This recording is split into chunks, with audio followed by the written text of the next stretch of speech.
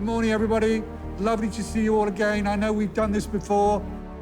At least once a week, we have a meeting with the art department, prop making, just to discuss the weapons each of the characters has, because they've all got, Perrin has an axe, Lan has a sword, and Nynaeve has a dagger. And each of the weapons you have to think through.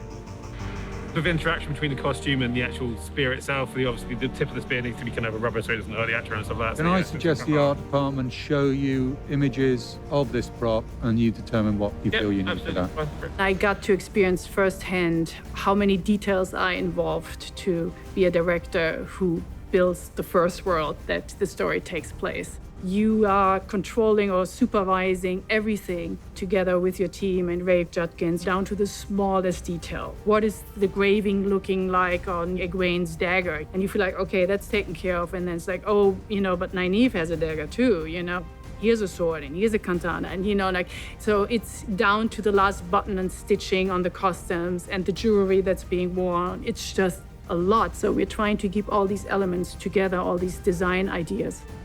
And concept art is extremely helpful with this. And concept art on this show was really stunningly beautiful. Our wonderful production designer always supplied us with great ideas and concept art. And then Rafe and I would look at them and we give notes, like what we think is true to our world. We would start with a conceptual drawing and idea and discussion with the design department, and then it would come to me and I would look at how to put it together and design prototypes and work out how it's assembled. Once we've got a working prototype, that gets approved, and then I train other people how to make that as well, and we feed it into a sort of small production line. Right now I'm working on the Aes Sedai rings.